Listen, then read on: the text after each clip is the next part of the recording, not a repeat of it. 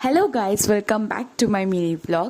So অনেকদিন পর আমাদের দুই মূর্তি ঘুরতে বেরোনোর প্ল্যান হয়েছিল এবং সেই প্ল্যান কিভাবে মাটি হলো তারই গল্প আজকে তোমাদের সাথে এই ছোট্ট ব্লগটাই শেয়ার করব। তো আকাশ ভর্তি মেঘ মাথায় নিয়ে আমরা বেরিয়ে পড়েছিলাম আলিপুর মিউজিয়ামের উদ্দেশ্যে। মনে মনে একটাই ভয় হচ্ছিল যেন বৃষ্টিটা না নামে, কিন্তু যা ভয় পাচ্ছিলাম ঠিক তাই। আলিপুর মিউজিয়ামে ঢোকার মুখেই দেখলাম বৃষ্টি শুরু হয়ে গেছে।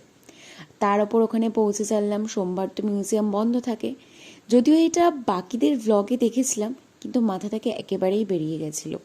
অগত্যা উপায়, ওখানে আমরা কফি হাউসে চলে গেলাম।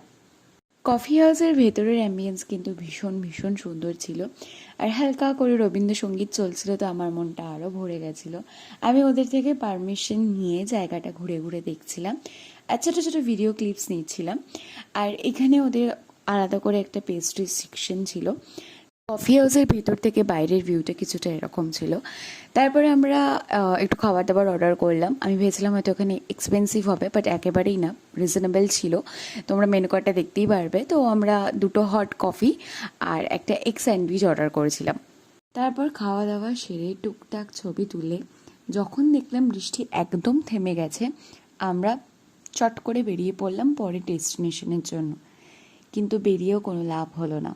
পার্কিং থেকে যেই আমরা বেরোতে যাব, আবার ঝমঝম করে বৃষ্টি নামলো। অগত্যা আমাদের পরে সব প্ল্যান ক্যান্সেল করতে হলো। এখানে প্রায় 1 ঘন্টার ওপর আমরা দাঁড়িয়েছিলাম, আর এখানে ছোটো ছোটো বাচ্চারা বৃষ্টিতে ভিজে খেলছিল, সেটাই দেখছিলাম।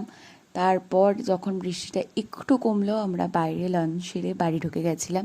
তো এই ছিল আজকের একটা সুন্দর প্ল্যান, ভেস্তে যাওয়ার গল্প।